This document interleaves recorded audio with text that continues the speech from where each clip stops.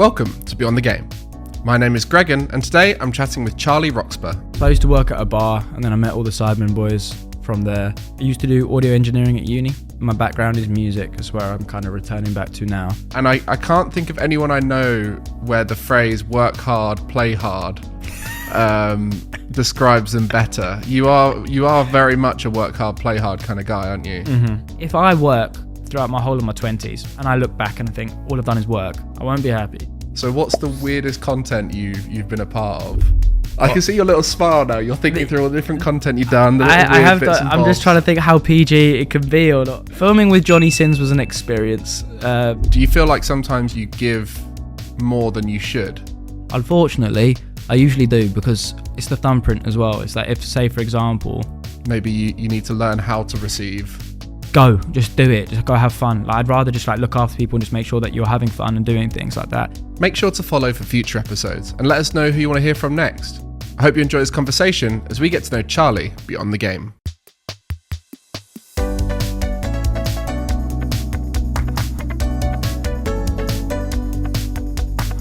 We're ready. Charlie. Eventually, yeah. Charlie, how you doing? Yes. No, I'm good. How are you? Yeah, I'm good, thank you. It's good to have you here. Thank you a lot of people won't know your influence on this podcast because you're very much a behind the scenes kind of guy. You help out a lot of people behind the scenes, which kind of brings me on to what you do. You're a content producer. I don't know if you want to describe that in a better term, because content producer, anyone could say they're a content producer. Yeah. But you do a lot behind the scenes to make some of the best content in YouTube. For orgs, esports orgs, for companies, you do all sorts of stuff.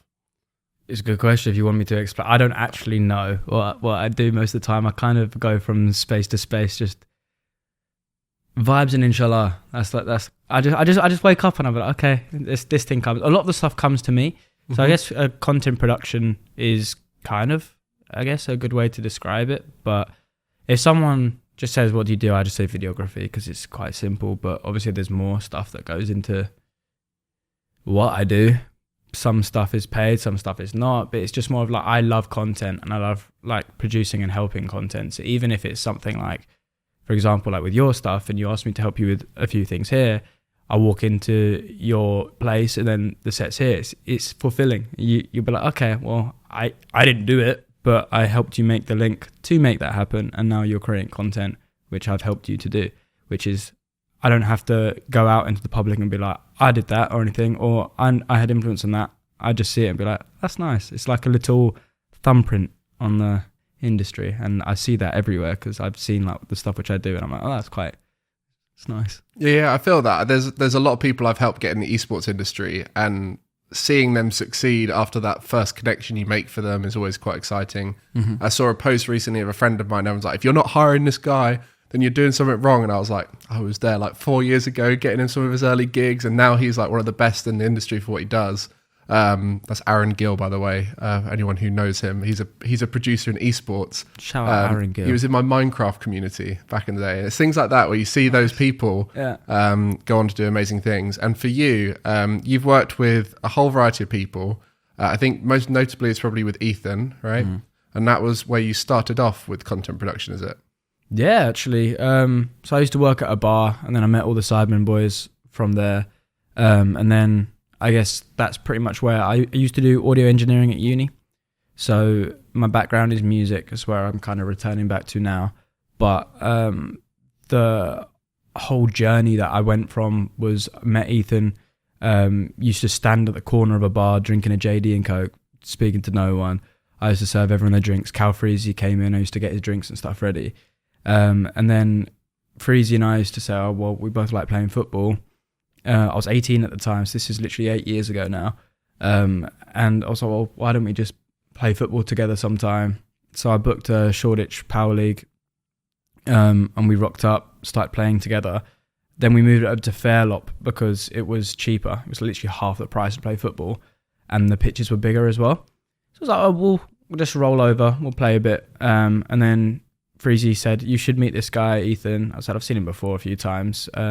Doesn't say much at the bar, but he's a West Ham fan as well, because I know you're a West Ham fan. I was like, yeah. So I spoke to Ethan briefly, we followed each other, started talking here and there, just small stuff. And then Ethan then hit me up one time and said, I've got tickets to the last game at the Berlin, West Ham game. And we'd been speaking for quite a while at that point. And then we started going to the West Ham games together. And then I guess to cut a long story short, Ethan went away on a holiday. And I said, I'll edit a video for you. I didn't ask to be paid or anything. I just I've got spare time, so I'll do it. Because I did audio engineering. It's a DAW. It's like audio software. It's very transferable over to Premiere. So I cracked a version of Premiere because I was a broke uni student, and then edited the video, and the people really liked it. So Ethan said, do you want to do that? Do you want to just edit a couple more things here? I wasn't enjoying uni. And then when uni finished, Ethan was like, okay, well, would you like to come onto a Sidemen shoot? Con's not here. So I did, it was a punishment pool one. So it was like pool what you play with, not actually swimming pool. And then I filmed all of that. I had no experience, by the way, like at all. So I filmed all of that. It was like multi-camera angles. Then I edited it all, put that up. Con was like, that was really good. Ethan was just like, you've done some of the West Ham vlogs. He said, do you just want to do my content now? And I just literally just got thrown in the deep end from there. Con trained me pretty much. Everything I know about direction came from Con. So he gave me my first like big work opportunity working Sidemen stuff. And then everything that's happened from there is just kind of you meet one person, then the next, and then you kind of go from there. Yeah. Yeah, it's always crazy when you hear these stories of, how do I get into it? And it's like, well, you can't fake the natural meeting of people. You can try and put yourself out there, go along to events and all that kind of thing. But sometimes it is just luck. It's just fate. You kind of meet the right person at the right time. And for you, meeting those guys in the bar has led you to where you are now. But when it comes to the other side of the learning and developing those skills, you now have the whole toolbox, right? Like you said, you started with audio, but is there any part of the production process that you particularly favor and any part of it that you really don't like doing? Oh, yeah. I bloody hate editing. I'm not a bad editor. I'm a decent editor, but when I have the time, I'm quite meticulous in my stuff as well. Like small things really irk me out, especially audio. So if you're ever an editor that works with me and you don't crossfade your audio, I will bollock you and I'll be like, you need to sort this out ASAP. So my top editor that I work with two great editors in my time. One being Callum Andrew, who now Callux's nabbed off me, which is brilliant. Thanks, mate. And then Theo, who's my current like chief editor. So I have quite a few editors that work under me, but then Theo's my main one. And Theo works very hard, but Theo sits and does the editing process. And that's something where I've done it throughout the whole of lockdown. Before then, it takes. I have to be out there and doing things like making connections, pre-production, where I'm actively just being like, okay, the shoot needs to look like this, the content production needs to go this way, and then the actual videography and the filming, being on shoots, doing things, experiencing things, because I like seeing the content before it actually goes out too. But then the post-production side of it, I'll just let someone sweat in a room and do that, because you do that. I'll give you the briefs of what it needs to look like. You do it. I've done it. I've earned my stripes. So I don't want to go back there. And then I'll manage the post-production process. I'll watch the edits, review them, go back, give them, you do them, come back to me from there. But please don't ever make me edit again. I'm exactly the same. I hate editing. So I used to make my own YouTube videos, the whole process, like everyone does when they first start out. And I would cut so many corners in editing. I would try and make sure I did stuff in one take as much as possible so I didn't have to edit. So I think that's what made me good at live content in esports, because I was like, I do not want to edit anything. If I could do it without having to chop it up, that's brilliant. And then every content piece I've done since then, the first thing I look for is, let's see if I can find an editor. And as soon as I came back to doing YouTube for Rocket League, I was like, I need to find an editor. I can't do this unless I have someone doing this for me. I mean, we got Joe who does the editing for that.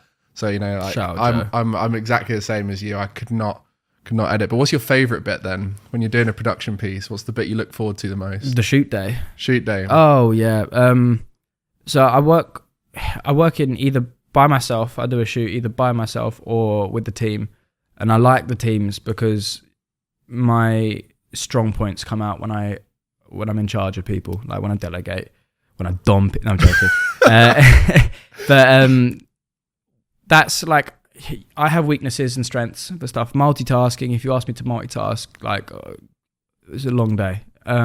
But when I can step back away from the camera and I can oversee a project, the shoot will go smooth. If people are on job and I've got the right people on and we've got the right pre-production, it will go well. If anything does happen, I'm quick thinking on my feet when it comes to adapting on a shoot. And I've had quite a lot of shoots which have gone bad, where it's required for me to think on the spot and try and work out how to sort things. Sometimes it's a bust. Sometimes your video's mudded. Sometimes a decision which you make makes the video. Sometimes a decision you make saves the video. And I thrive in the situation where I would have to ensure that if a pre-production wasn't done properly, or if circumstances change, that you actually have to step in and be like, okay, well, this is the way we're going to go. YouTube is not TV, so it's very on the feet, and you have to quickly think and go and move and adapt. And it's always about adaptation. So if you haven't got that attribute where you can turn a bit of content around very quickly on a tight deadline and also on a shoot day, then you haven't really got what it takes to be able to direct that content. And I think that's a skill which you're naturally that you naturally have, but can be trained, can be taught, because it's a thought process, and sometimes it comes more naturally to others and sometimes it don't. But the shoot days, they excite me. Mm-hmm. I enjoy them because it's never straightforward. You can turn up to just a baking shoot and something will happen which isn't scripted. And I like seeing that you have an idea for a video, but the video will not be the way that you just plan it, because you have so many variables. So your talent that are in front of camera, they might do something.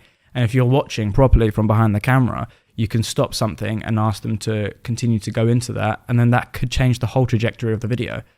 Something which happens there can help you title the video. Mm-hmm. So you're making your notes and be like, okay, well, this has happened in the video, therefore that's a clip, and that can go to your short form content, or that can actually direct the narrative towards clickbaiting the actual video, because you could have it like, oh, I'm doing a baking video, or they've said something, bang, that actually then goes into your title and your thumbnail, and then your CTR goes up as a result, you know? Yeah, I guess what you described there is that mindset, the creative thinking. A lot of people describe that as you got to have a mindset for YouTube, don't they? Like, you got to think of the title, you got to think of the thumbnail, you got to think of how the content's going to make people want to keep watching it. And that's what Mr. Beast has been so vocal about, is his vision for content and how it makes people engaged. Mm-hmm. I guess you described some of the challenges of YouTube being quite fast paced. You got to turn things around quickly. You do one shoot day, you got to get the video out in the next few days a lot of the time. What's the hardest turnaround you've had in terms of from the moment you had to start the content to we need this video out by 3 days time or whatever? I did a documentary for Astrid Wet, and they wanted it out for the Monday after the fight, and I said that's absolutely impossible because the internet in Telford is like a third world country. It was absolutely they do not have electricity there apparently, but that went out a week later, and that was like a whole week of filming, and I wanted to have like 2 months of filming at least, but I'd only just started working with her. So to turn around a documentary of that quality in the time which we did, I was quite proud of that. It was my first like doc series which I did, and with the limited time and the amount of hours that were put into it, that was tough. Also for Astrid, we did 4 videos in 4 days as like an advent calendar in the lead up to her fight against AJ Bunker. So we had 1 week of filming the week before, and then we had to turn around 4 videos on the main channel for the next week. That was stress. And that was like a prime example of don't ever make me edit, because that editing process, we have another guy called Ronaldo, who's on the editing team. Very fitting name because he absolutely bodied it. Him and Theo were working hours and hours to make sure that we got that content done. And the videos were like a resounding success. I'm trying to think of any other ones which are like on like a short deadline. Ethan would stick me up with just like, oh, I've edited this needs to be up in a couple of days. And I'm like, brother, come on. Okay, fine, sure, it's brand deal. We're going to get it done. But I guess it's just part and parcel of the job. Unfortunately with like YouTube, I've only received my first contract, and that's with Astrid. A lot of it's freelance. It's very like off the books, kind of like you can be as professional or unprofessional as you want, which is a blessing and a curse in the industry. So to be honest with you, when it comes to deliverables, if your client's saying I'll pay you 50 quid or 100 or 1 grand, whatever it's going to be, you need to just match their expectations and their deliverables, because it's not contracted, usually speaking. They just be like, okay, well, if you don't do it, you don't get paid, you know. And legally, you're not going to go to small claims court and that's a completely different topic. Like, you're not going to do it, are you? You're just going to see an email, it says something, you have to do it, otherwise it's going to get a bit complicated. Mm-hmm. Yeah. Well, I mean, I guess the next side of it I want to go down is you've worked with so many different people, like I mentioned at the start. You started working a bit with esports orgs. You mentioned the boxing stuff. You worked with OnlyFans models for a bit. You've worked with YouTubers.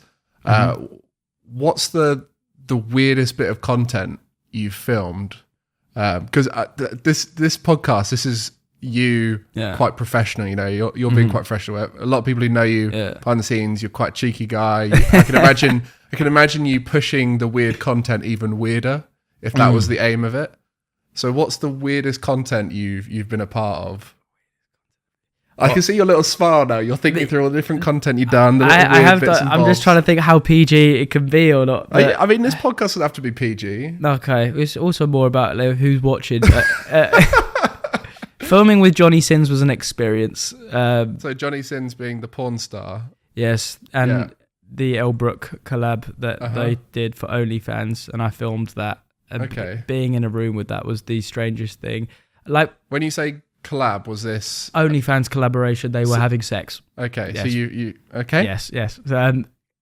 That was probably the weirdest. I don't know if it's the avenue you're going down, but I'm trying to think, like, on a PG side, it's always just strange. There've been many Sidemen shoots where I'm like, this is very bizarre. E-boy shoots. Oh, E-boy shoot. Like, I did an E-boy shoot when they were doing their content. So that's Will and E, Memulus, James Marriott, I'm Alex. So they pulled me on to do their content for the short period of time when they actually did do their things. And we were in a shoot once, and it was so hot. It was ridiculous. Like, I don't know what was going on. They had booked a studio, and I had the camera set up and everything. I just had to go down in my pants. So I was just sat there. I was directing the content just behind the camera, just stood in my pants. And like, Will looked over and he was like, okay, Charlie's naked. I was just like, well, I am, because I'm boiling. Like, I need to work. And then actual content-wise, I'm trying to think, mate. I'm just going to tell you the Johnny Sins one. It was just really bizarre. I rocked up, did a day of shooting with Johnny and Elle. And this was in Vegas, January last year. So just over a year ago now. And they did a day of filming TikToks. So we filmed TikToks. They banged. They did really well. Then we did a YouTube video. It's like a shot it. And then we filmed the adult content where I set up 2 static cams, set up the lighting, and then I went handheld on one. And I thought you were going to say you set it all up and then walked out the room and let them go, but then you're like, nope, got a handheld out. I was up in those. Yes, that was. So adult content, like, it's like another thing. Like, I'm a very comfortable human. Nothing really makes me uncomfortable. My boundaries are pretty just non-existent. But for that content, I was like, how has my life put me here where I'm filming my client getting pumped out by Johnny Sins? I don't know what's going on. Like, I was like, what has happened? I filmed it. I was like, all right, great. Put it on a hard drive, put it on a Dropbox, got it sent over to the editor. I don't need to see it when it's done. Just, you do you. That's your thing. And I was not checking the audio on that one. No, but that's like another thing as well. Like, people just like, oh, were you not like really like turned on? But I was like, no, because I'm not getting involved. It's got nothing to do with me. So like, I'm just filming it. I was like, it was really strange. I made direct eye contact with her when she had the sausage in her gob, and I have like the exact image. I was on the end of the bed and then it was there, and I literally looked up from the camera. We looked dead in the eyes, and I was like, okay, I'm just gonna carry on. Also, ran out of underwear as well. I was out in America for 3 weeks, so my member was just free flowing in jeans. I was like, this is the worst. Didn't excite me, don't get me wrong. I wasn't in that, but I was like, there's so many places where I'd like to be proud of my work. And in regards to adult content, it was a well-shot video. but no one's watching that to be like, that is great videography. That looks really good. So there's nothing I could actually sit there and be like, I'm really proud of that bit of work. Just like I did that. I did 2 adult bits of content when I was out there, and I've had OnlyFans girls message me since, being like, "Would you like to come and do this?" And I'm like, "No, not really," because I'm working on my website now. And yes, I can say that I've done work with Mia Malkova and I've done work with Johnny Sins, but it's because if I put on a website, it's because I've done YouTube content. I'm not going to put adult content on my actual website as a portfolio piece. But I've done loads of different like types of work. It's very eclectic, which also is kind of like a blessing for that, because I get used to being put in different areas. I know that if you say to me for any kind of shoot, any bit of content, okay, Char, we have a shoot coming up next week, whatever, as long as like a bit of pre-production's done, you could throw me in anywhere and I can get a content done for you, which is, some people can't do that. If you're half good at what you do, you should be able to, but being put in different areas is there. But that's a very long-winded way of saying what was a weird experience. No. I mean, I knew you were going to have a great answer for that, because you have done so many different things. And I feel like you're one of those people who's willing to try lots of different ideas as well. And that's how you sort of ended up in those different scenarios, is you're like, yeah, I'll give it a go. And then now you're like, actually, rather not do adult content. At least I've got it done now. I've experienced it. But if the bag's the bag, you know, like if you're going to pay me a lot of money, yes, I'll record cheeks getting clapped. But I don't really want to sit there and be like, okay, I'm going to look back at my career. If someone says, show me a bit of work, I'd rather me show you a music video I've directed, or my own music, which I'm doing, or my own content, which I've done for myself, or like I did work for Prostate Cancer UK. That was like a nice bit of work, which I was quite proud of. Work for like Ethan, just to see like the channel progression growth from before I started working with him to the last video I did for him. I've started doing Faith's content recently, so that video did really well. Like I can't take too much credit for that, but I do take some sort of credit because I like manage the production. She wants me to do all of her production, but the video's up for like 2 days. It's nearly on 1 million views. I saw it in my recommended. Yeah, it's done really well. Like the CTR's okay. It's on like 9%, so it's actually like lower than average. But I think because the outreach was so big, the CTR is going to be naturally lower. But I've worked on videos where we did one for Astrid where the CTR was like 50%, and I've never seen CTR that high before. But that video did really well for Astrid too. So yeah, the click-through rate is one that I could never really get down with the content I was making, Rocket League content, because I was like, well, the more it pushes it out, the more it's going to push it out to people who don't care about Rocket League, and then it's just going to bring it down. So it's like that horrible opposite effect of the more it pushes it out, the worse the thing that makes it get pushed out more gets. It's a never-ending cycle when it comes to like optimization of SEO for YouTube, and it's something where you can look into it. And Cam, who I live with, Cam Kirkham, he is like analytic god. Like this guy just loves just looking at stuff. I'm not the same way, but I read a lot about about what's going on and where we're moving, and where like YouTube's trying to push content. But then like looking at your own YouTube studio and your analytics, and I've got something called VidIQ, which is brilliant too. So it helps me with optimizing my SEO. Just simple stuff. Make sure that your title is relevant to a topic, which is like whether trending or whether it's a niche or whether it's something where you think people are going to be watching. Your thumbnail, is it engaging enough? Have you got various options? Can you try an A or B? Can you try an A, B, C or D? Can you try it like different ways? If your CTR is slacking, change the title, change the thumbnail. Does that change anything? Keep looking at the analytics, see if anything new. Sorry. My goodness. Yeah, my God. Cut that. Keep changing, keep looking at how things change in the algorithms. Simple tags, just they're not that important, but it's the small things. So can the tags help? Yeah, so if you do everything... It's the classic like 1% thing, isn't it? Everything helps by 1%, and if you do all of them at the same time, then puts you in the best space to succeed. I mean, the analysis of the analytics is something that I feel just comes with experience, as is a lot of the stuff you've described with your video production, content production. You almost have to fail every way possible to then learn what the right way to do things is. So that's, I do want to go back, because we've spoken about your content journey, but I want to go back to Charlie on the journey to being a content producer. You mentioned about the audio being your focus. You went off to uni, studied that. You're into your music. You do a lot with music, audio technician, right? You work in a studio, right? or have done? I have done. Yeah.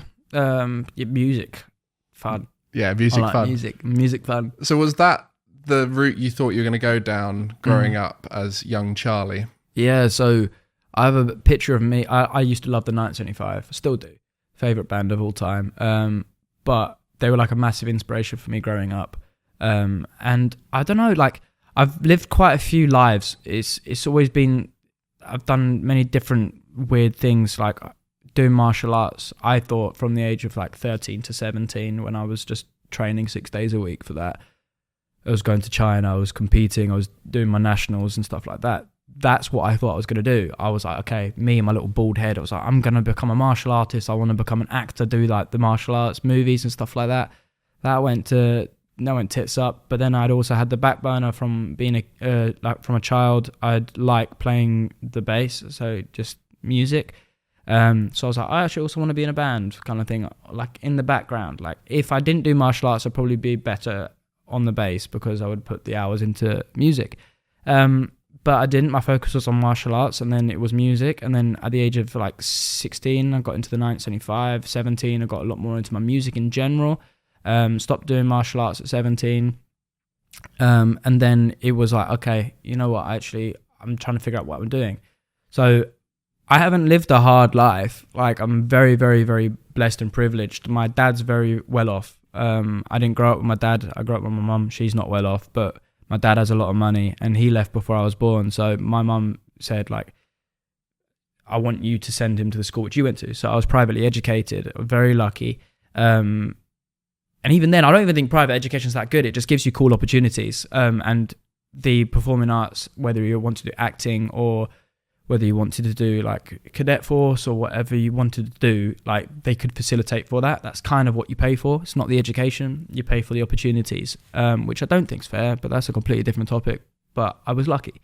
And music was one where I was like, okay, I want to go. But my teachers were like, you need to know what you want to do at uni. And I was like, I don't know what I want to do at uni. I was like, I haven't got a clue. I don't even know what I do every day. Like I just wake up in the morning and I'm forced to go to school and I'm just here chilling. I just want to be happy and just vibe. That's not an option when you have to wear a suit to school every day. And they were like, you need to just, you can take a gap year, but we need to, after school, after your gap year, we need to know what you want to do. They're quite hands-on with that, which I guess is like, thank you for your 15 grand a year. Like, I appreciate that you care. But they were like, okay, you need to know what you want to do. So I went on a gap year. I was working at Roxburgh. That's where I started meeting the YouTubers and that. And then they were like, oh, if you want to pursue like music, we should look into different types of music courses. So I was like, yeah, fine. And they were like in contact with me after I left school. So I was like, okay, what would be a good, like a music production or something like that? And then I found a uni called SAE, where I did audio engineering. And I was like, okay, I guess I'll have a look. So I went traveling from November up to January, late October into January. And then when I came back, I was like, okay, I'm going straight into uni. Went there. First 6 months, brilliant. After that, god awful. The consoles weren't working. Nothing was working. But my thought process was like, okay, I'm a bassist. I want to join a band, I guess, at some point in time. I can sing a little bit, so I can do backing vocals. But I want to be useful.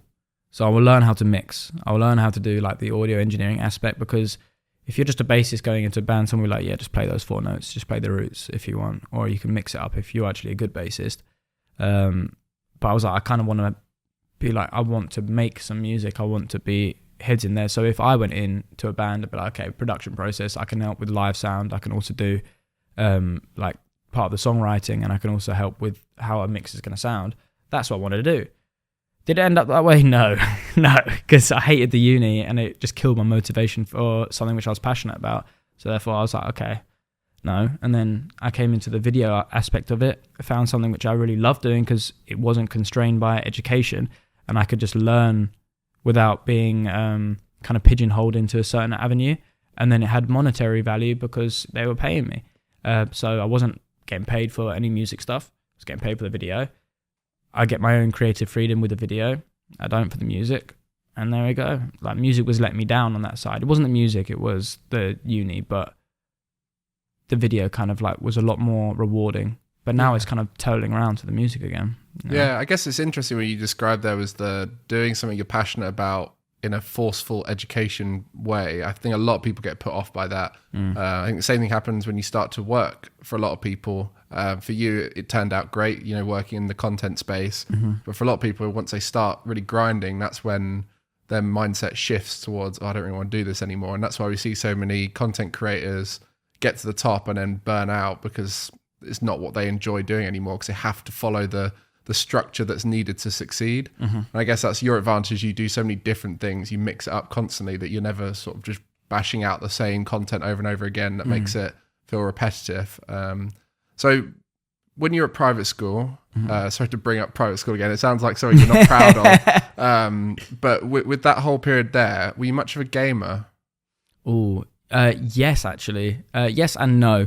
I was a gamer as a kid, I'd probably say going into like 14, 15, but then when martial arts kind of took over, I had a lot less time for games.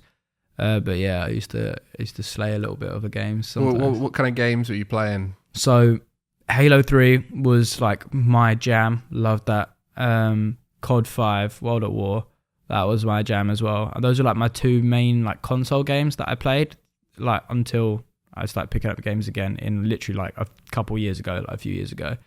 But I think before then was World of Warcraft, and that shook me to the core.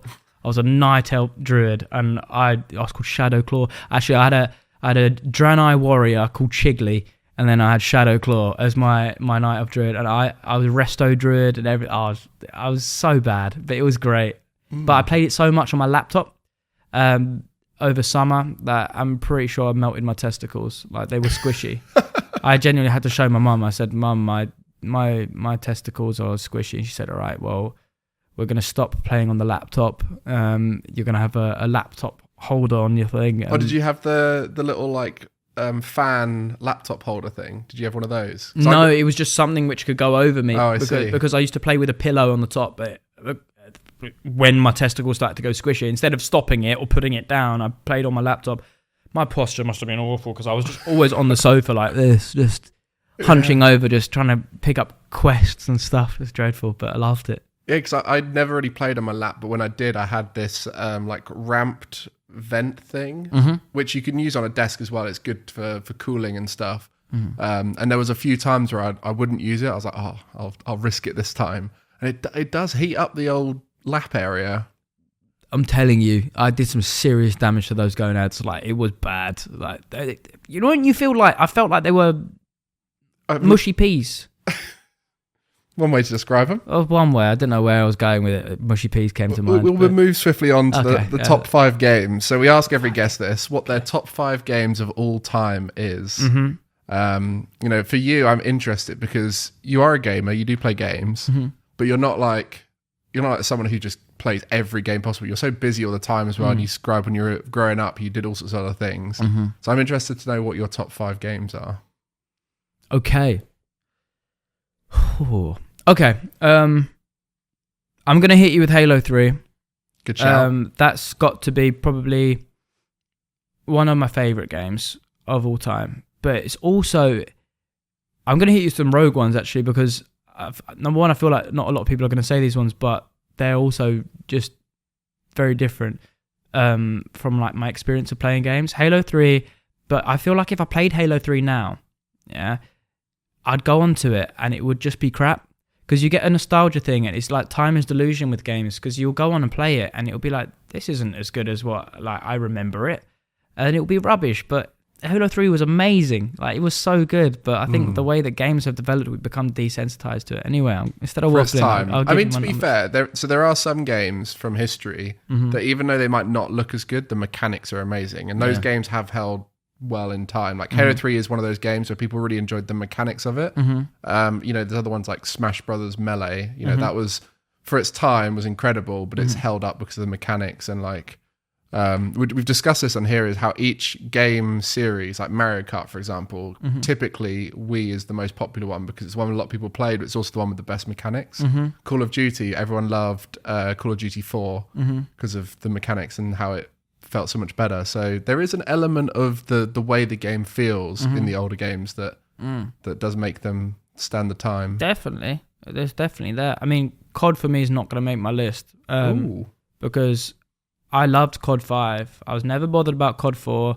And then after that, I just didn't care. Because then these bastards start flying around on like jetpacks and stuff. I'm like, bro, like that doesn't happen. That's the new Modern Warfare stuff. I don't care about any of that stuff. I liked World at War because like there was like some sort of, okay, they had Nazi zombies, which isn't historically accurate. But I mean, it was more historically like those guns existed, you know, like. And even though that the modern guns there, it doesn't sit right with me. The dolphin dive and all that kind of nonsense. I was like, okay, regardless, without me, there was just domination on World at War was sick. I enjoyed it. Had a good campaign as well, which is rare for a shooter game. Great campaign, but Halo campaign. Oh my gosh, that's a campaign and a half. Anyway, list Halo 3. Yeah, I'm gonna go for Mario Kart on the DS.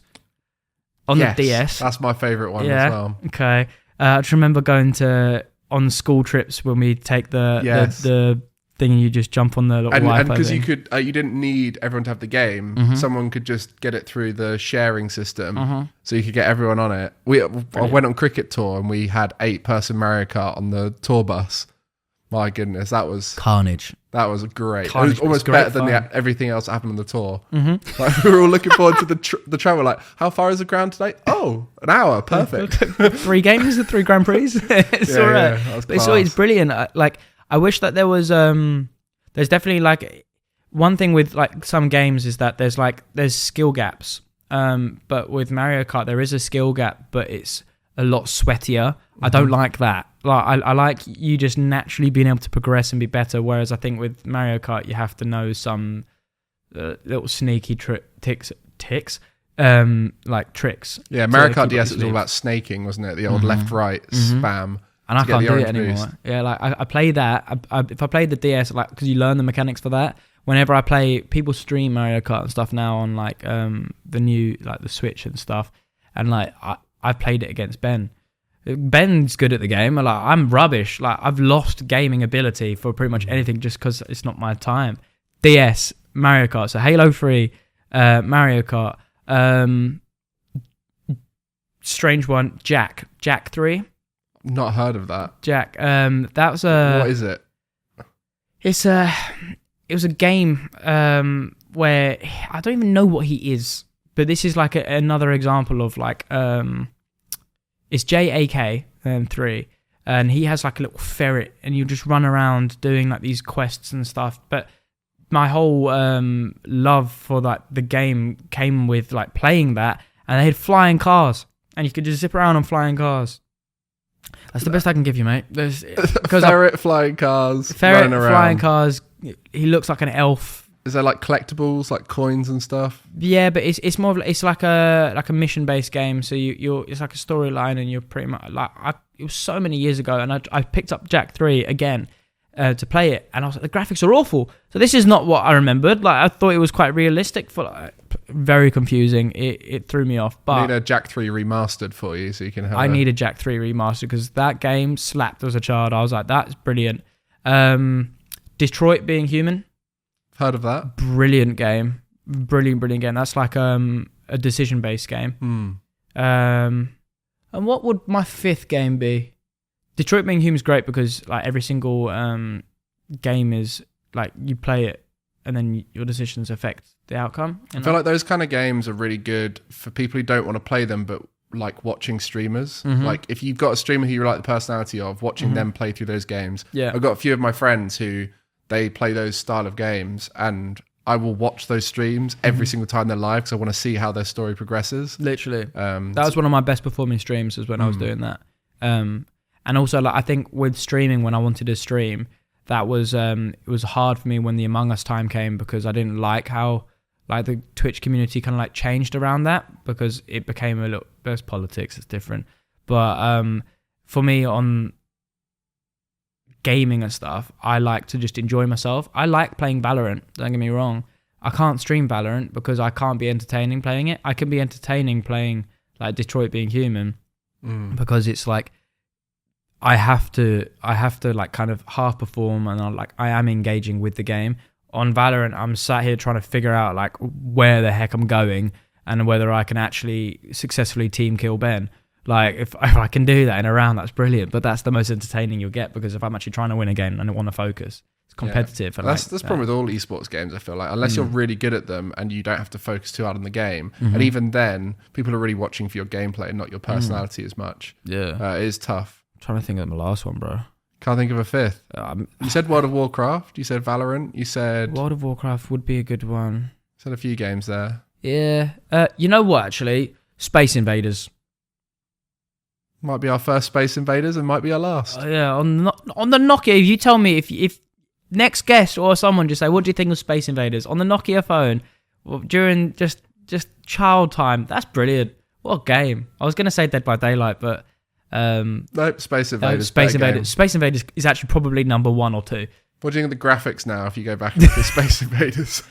I never played Space Invaders for the graphics, it was for the storyline. Storyline. Yeah, the big boy like towards the end, you really want to crack on with those. I never really got down with Space Invaders. I was more of a Snake kind of guy. I loved just making the Snake really long and planning ahead.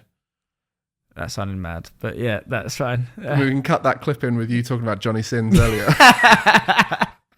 But so the last thing we ask every guest is what their greatest ever gaming achievement is, and it doesn't have to be, like, oh, I completed this game. Oh, it could be a professional thing for some people. They talk about their achievements in professional gaming. I'm interested for you because I feel like you're not. You don't go into games. you don't go into games trying to achieve the highest possible achievement in a game. You go into it to just relax and have fun. So I'm interested to hear what you say for this.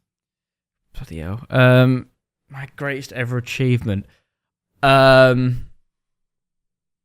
1999 or 2000. I used to play on the PlayStation 1. I got 7 red cards in a game.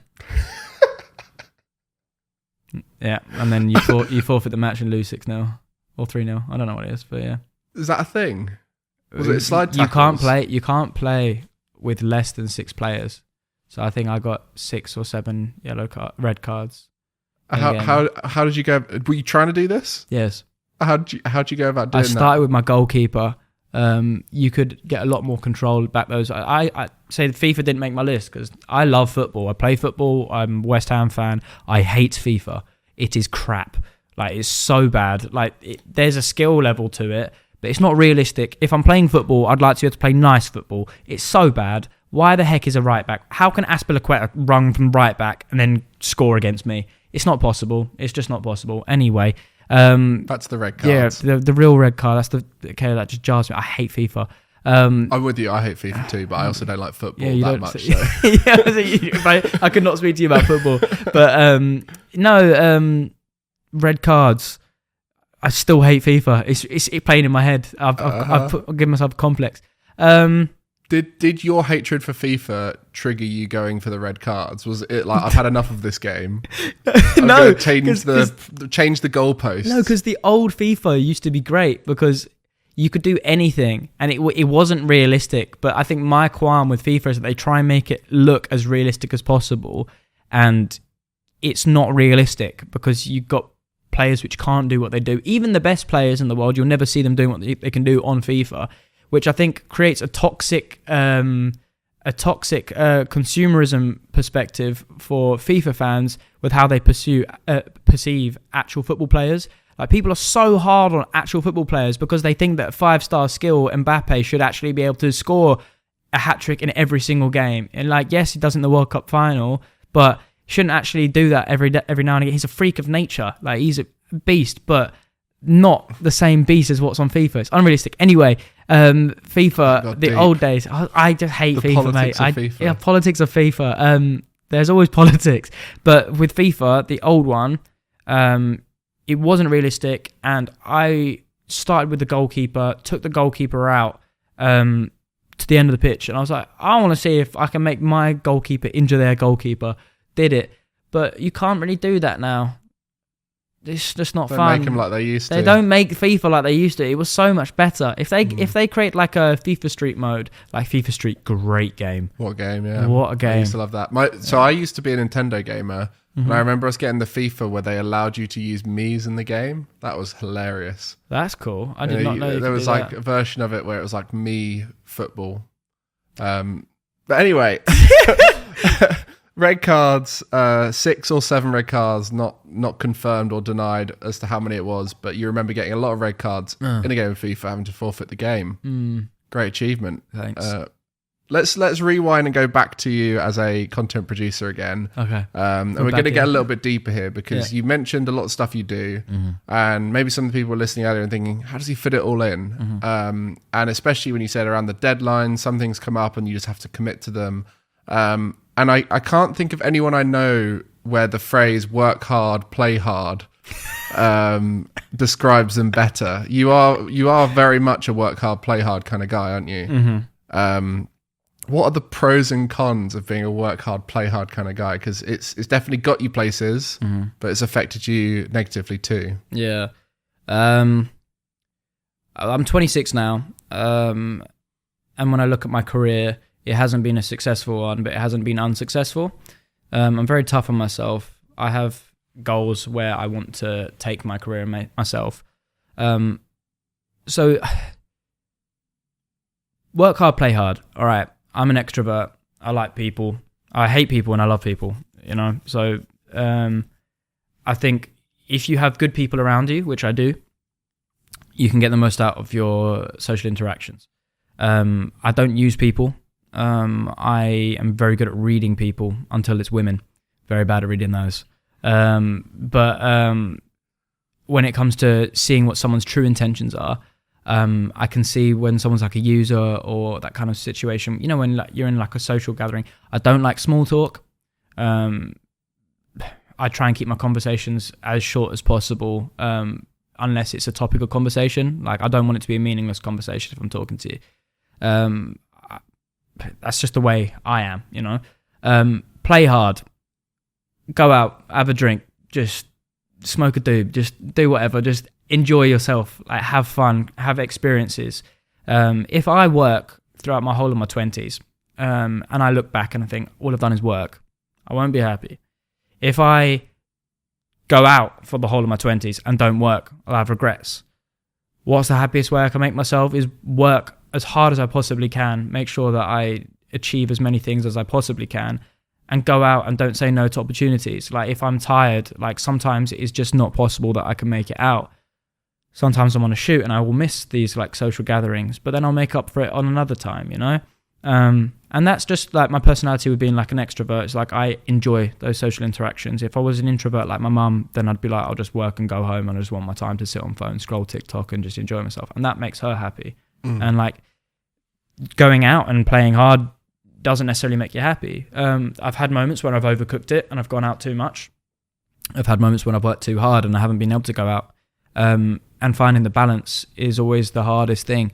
Balance is everything, and it's something I've always struggled with. It's a constant ongoing battle to make sure that where I'm working, I don't sacrifice personal time. Like, I remember there was a time when I didn't see my mum for probably about 6-7 months. So that's not right. So I literally live in the same city as my mum. Why have I not seen her? I speak to her all the time. I'll text, FaceTime me. But it's not the same. It's like actually spending time with your mum, with significant others, with your friends, people. Like, make time for them. I started making more time for friends over this last year, where like Joey. Hopefully get him on the pod at some point. Yeah, he'd definitely be down. Like Joey and I got really close over the last year. And when he was moving to Cardiff, we were both really gutted because we'd started to get a lot closer. For example, I was supposed to go on a date with a girl. She blew me off. She's a strange one, actually. It's a very bad judge of character, me, with women. But with Joey, I was like, bro, I got a date lined up. Do you just want to go on a date with me? He was like, yeah. So we've literally been on 2 dates with each other, mates dates. It was great. I had a lovely time. But I do the same. Some of my friends like Remy, Naeem, Ben, I'll go out and just we'll just do something low key. It doesn't have to be anything crazy. It's nothing for Instagram, nothing for stories, just spending quality time. And that's one thing I noticed, that I don't live a normal life. It's a very strange life. I work a lot, but it's also in a social media space and in an industry which is not socially normal. My working hours are every day. At any time, I'll be receiving work messages at 2 a.m., at 7 a.m., at 10 a.m. I'll go on my phone after the podcast and I've got work to do. You know, there'll be things which I need to do. I need to fit gym in as well, which you and I had a lot of conversation when we first started speaking about that. It's like fitness. Yeah, I don't have time. I was going to go on to that actually, because that's something that I've seen through the time we know each other. When I first met you, you were really into it and you're in pretty good shape. In fact, I remember we met in G's place, I think, in her lounge, and you just rocked up and you were so proud of your body. I think you got topless multiple times. No, I'm a nudist. I'm just naked. And I was very impressed by your six-pack at the time. Thanks. And so I knew you as someone who cared a lot about fitness. And then throughout knowing you over the last few years, you've gone through these waves of really loving fitness, and then 6 months later, you'll do a post saying, I've not been able to go to the gym for the last 6 months because I've been so busy. Let's kick off again and start again. And you did that recently as well. So it's something you want to do, but why do you struggle to fit it in? Balance, my friend. It's the same thing. Like, I'll work hard, I'll play hard. Would literally just to go off to that point, it's the same thing. It's that finding the time to go to the gym whilst doing my work meetings, planning other things which I've got to do. Sometimes I forget because I've got so many things going on. Like at the moment, I've got Astrid's content. I work for a company called Millhouse. Shout out those guys, they're brilliant. So they are the guys who I go to America with to work with Scuff for the CDL events.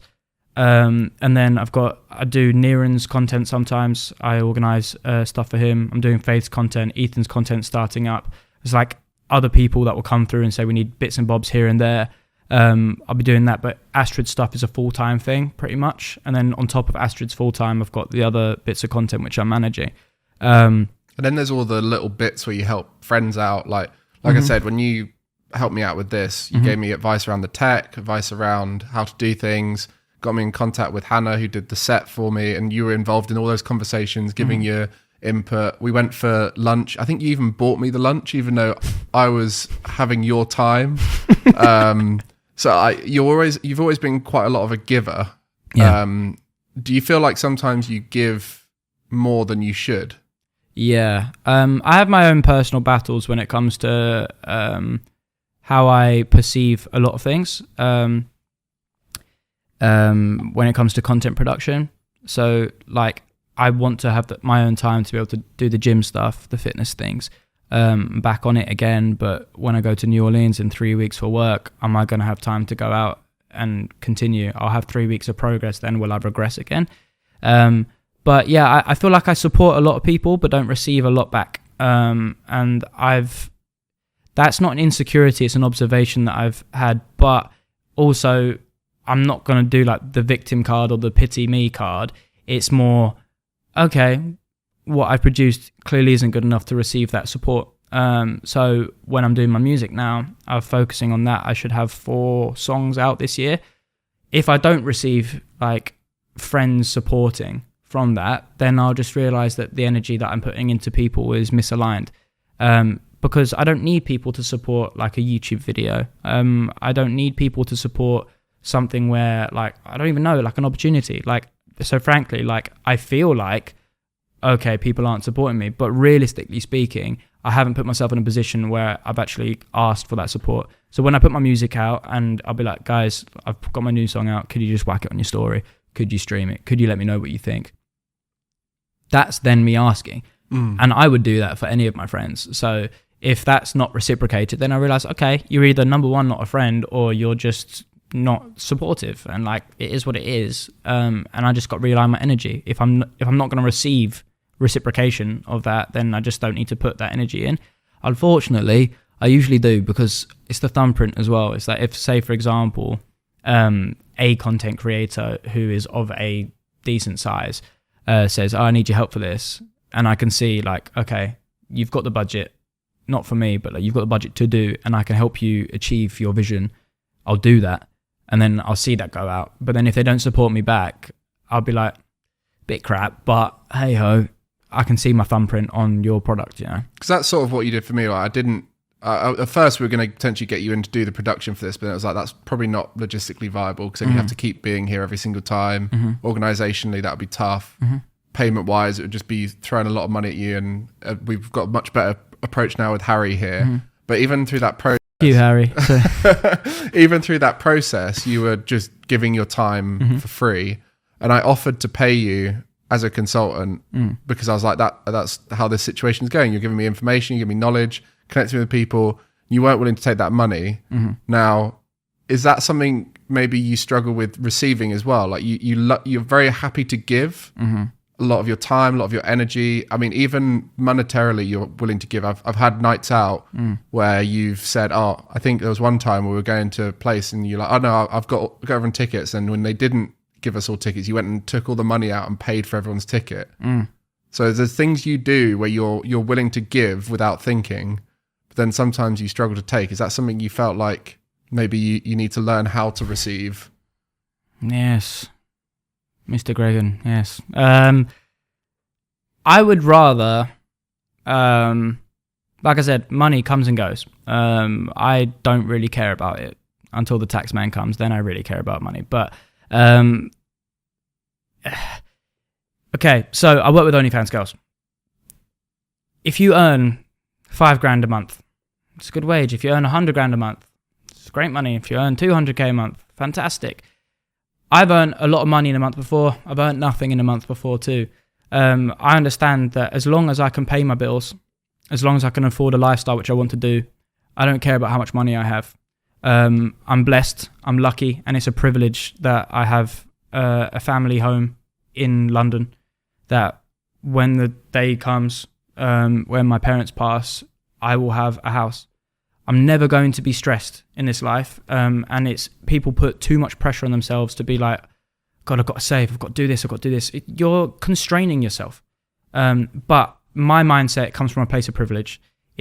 I don't have to graft to make sure that I can afford that house. I have a financial advisor and I'm saving for a house in time, but that's going to be property investment. It's not my be all and end all. It's just it's a business asset. It's safeguarding myself for the future.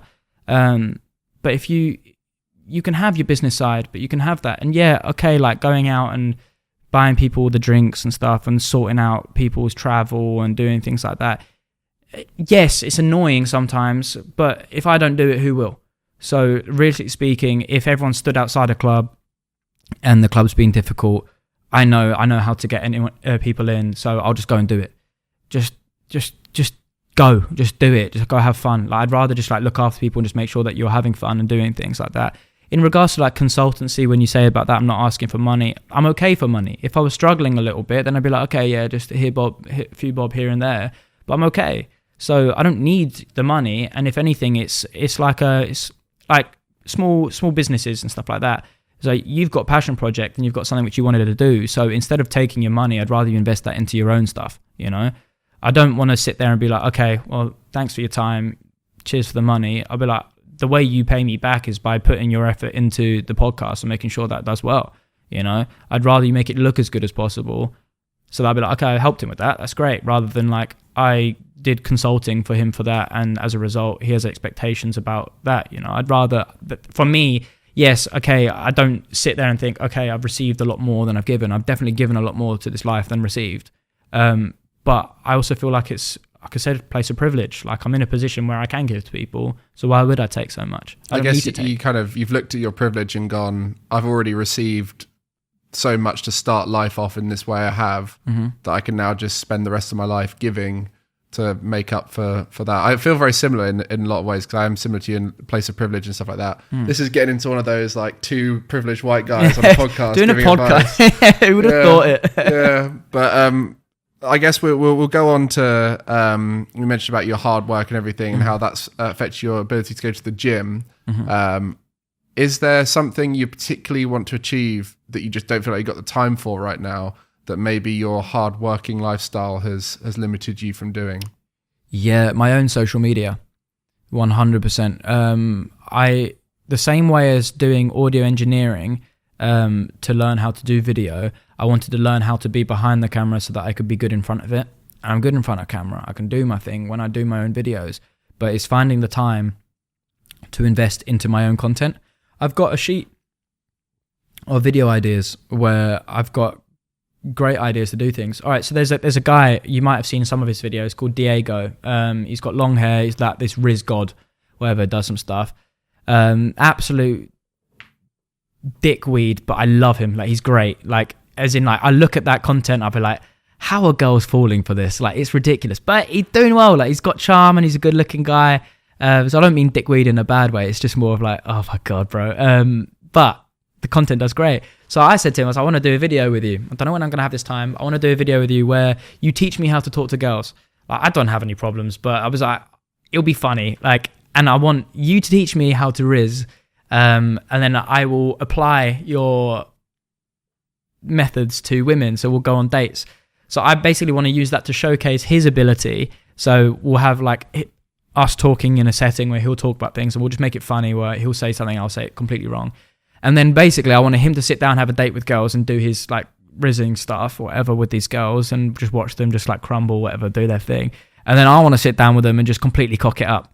Like, just completely like spin the wheel, just go straight in, like not the way I'd actually talk to people, just be a fool about it. And he was like, I love it, like it'll be great. And I sit there and think I can make that a good video for long format, but then also the short format content, I can even see it now just about clipping from one moment to the next about how he speaks to them, get their reaction, then how I speak to them, and then his reaction to what I've just said. And then the short format content it'll be gold. Like you can create some really good content. And it's I guess also that's with the short form do. content with that is the out of context nature of it will really rile people up as well.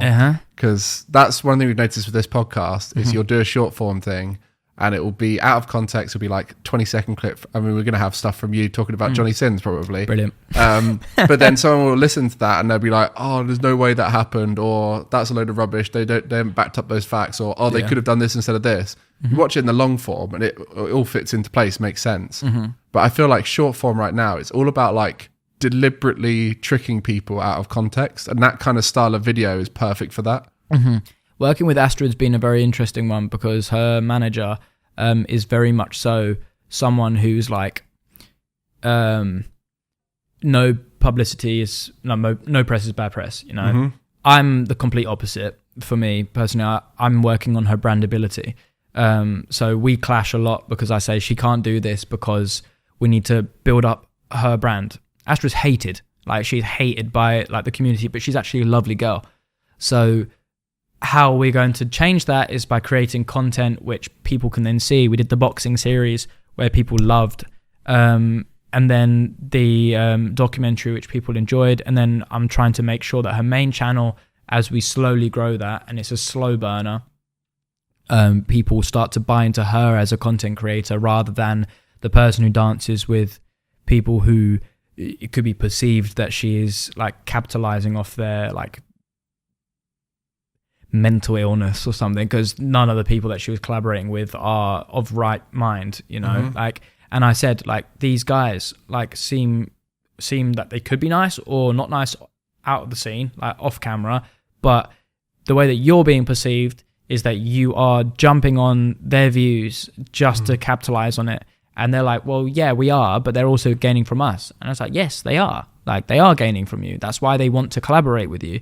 But they don't lose because they're just getting your viewers to go over to them. Whereas you lose because it looks like you're taking from them, which is all about, like, when I said brandability, so no press is bad press. Brandability, no press is bad press. Which way do you go? Yeah. And it's about it's finding a hard the common balance, ground. isn't it? Yeah. So hard, bro. So hard. But that's also part of my job. So And it's hard to envision that because you make one wrong decision, see it go out there, and everyone's opinion of it is different to what you expect. So I guess that's sort of where you got to have that vision for the game. I do want to ask you about your coming year. My coming year, because I'm just going to read the tweet. Okay. And I want to understand why. Okay. I'm so convinced this year is mine. It's going to be the best year of my life. Oh, it's so cringe. It's so cringe. You said that. What time did I tweet that? I can have a look. Yeah. But yeah, that was your tweet. What does that mean? Why do you think that's the case? Serotonin must have been really up. That was 10:47. That was a morning. I woke up and chose bliss for that day. Oh my goodness. What a day. And what a day. 8th of January, 2023. Because so far it's been brilliant. My work's going really well. I had a good job last year and I was let down really badly on a business decision. It was bad. They completely violated me, basically. We're now okay, but they know that they kind of messed up. I've had the conversations with them since. But that was like a big lesson to be learned. And then I couldn't afford rent for 2 months of last year. My mum helped me. It's also like exactly like where I say, like, I'm privileged, you know. And then work came through from December and then set me up for January. And then January, like I said, like I've been working really hard. I worked so hard for the first 6 months of last year and I got completely cucked in a business deal. And then this year I'm working just as hard, if not harder, on other things, and I'm on a contract, so I can't be done dirty like that. I'm going to America, I'm doing work, I'm working on my music, I'm trying to get myself into a position where I'm going to be working on my own socials, self-investing. I've got a financial advisor who's helping me actually sort my money out, because otherwise I'll just buy everyone drinks, you know. Getting my personal life sorted. I don't have time for relationships, so dating's kind of like, I'm just back burner. I'll talk to people and stuff, but it's not a focus for me before I prioritize women over like my own sanity. And don't get me wrong, you know me, I love women, but it's like I just can't facilitate for that. And it's self-development. I've put a lot more time into thinking about myself and what I'm doing, personal growth, and I can see the difference of myself now to like even from when I used to live with Ethan. So like I'm a completely different person. I've gone through loads of different things since then, but from when I used to live with Ethan, the man that I am now compared to then, I'll be proud of myself like then, you know. But even then now, I look at what I need to work on. It's a constant progression. Like life is a journey, life's a lesson. But I was sitting there thinking, if you don't sort yourself out going into January, Char, like you're 26, you're going to be 30 before you know it. You don't know. And like once you're 30, if you're not financially like completely solid, sound and stable by 30, then you would have failed. And that's also not like, if anyone's listening to that, if you are 30 and you're not in that position, then your own timeline is for me, where I set myself like a deadline. I was like, okay, by 30, I want to be in a position where I could buy a house, like not just like a property investment, like an actual house. Like I'll buy one which I want to live in. I want my company to be up and running, so I've started working on my foundations of laying like different editors and stuff, and videographers, photographers, graphic effects, and I have like my own Discord server where like I keep all my business stuff in there, so my different clients come in. Just sort of maturing your work process has made you feel a little bit more confident with the year then. Organization, it's financial freedom as well. Like the more money I have is the happier I am to a level, because I can do what I want to do. I can look after my friends. I can look after my mum. I had positions like where I couldn't do anything for my mum. When I was 18, I was working at Roxy, and I saved up loads of money and I sent her to Thailand to go on holiday, and then to meet me out in Thailand, I got her a hotel and stuff to get out there. And I was proud of myself when I did that. I was like, that's great. And then from 19, 20, 21, I was a bum. I had my ex-girlfriend, my first girlfriend, and she'd be going out to work and stuff. I'd be laying in bed trying to find out work, or I don't know what the heck I was doing, mate. Like shambles. But I've been at every stage of my life where I work really hard or I haven't worked at all. But I think because now I work really hard, it's because I knew how much I was slacking back then. I could be a YouTuber now. I could have used my assets and the ability to be able to create content when I was so involved in the Sidemen space with all the boys that are in around there and the girls. But I let my relationship get in the way. I let my own work ethic get in the way. And then I lost that opportunity to, when I was new to the scene, to just jump headfirst into it. I'm not regretful because I've picked up great assets and work, and I'm here because of what I've done. And I've learned different ways, but I don't know, man, like this year is the best year so far because I'm traveling for work. I love travel. My money is up. My friends are great and my family are great too. So I've got no reason to complain. Like I'm happy. Like I was about to say for the first time, I've been happy for like a while. The back end of last year was quite dark. The beginning of last year was great. So it's about just like learning why was the beginning of last year so great. It's because I was earning my money, I was working hard, I was keeping busy. Now I'm earning money, keeping harder, and I'm financially secure because I've got my contracts in place and work keeps coming. So just literally just got to keep grinding. If you stop grinding and you give up on that stuff. Last year, bro, I nearly quit. Videography, everything, because that business deal did me so dirty. I was like, I'm just not good at what I do. I doubted myself completely.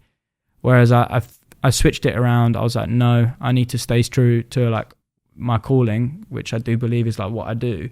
And then I persevered and it's paying off. Like everything's just going good. But like that was a weak point where I was just like, I actually doubted myself, and I never doubt myself.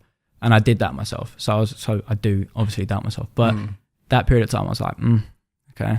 Yeah. I mean, I'm going to say thank you for that because I think I'm in the spot that you were last year right now because I've been a bit, I don't want to say done dirty by esports, but I've been hit a few times by decisions that I felt weren't right. But then equally, we're in a position where we work in a volatile industry. Yeah. So it can happen. And so hopefully within the next few months, I'll be reaching where you are now and feeling the comfort of the stability and everything. So, I mean, it's your own journey, bro. Like I didn't know that, so I'm sorry that that's happening. But the best advice that I would give to you there as a friend is literally straight away. It's that it's not permanent, and everything comes and goes. You know, same thing as money.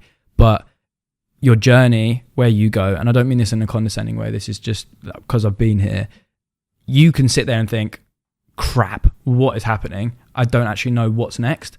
And then you get a text from one person and that just changes everything straight away. And the more you manifest that energy, that is going to happen. Like you are going to get another opportunity. You're good at what you do. So the fact is you need to believe that you're good at what you do. I know you're good at what you do. I've seen it, but you just need to just stick true to the fact that like, if this is what you're passionate about, the opportunity will come.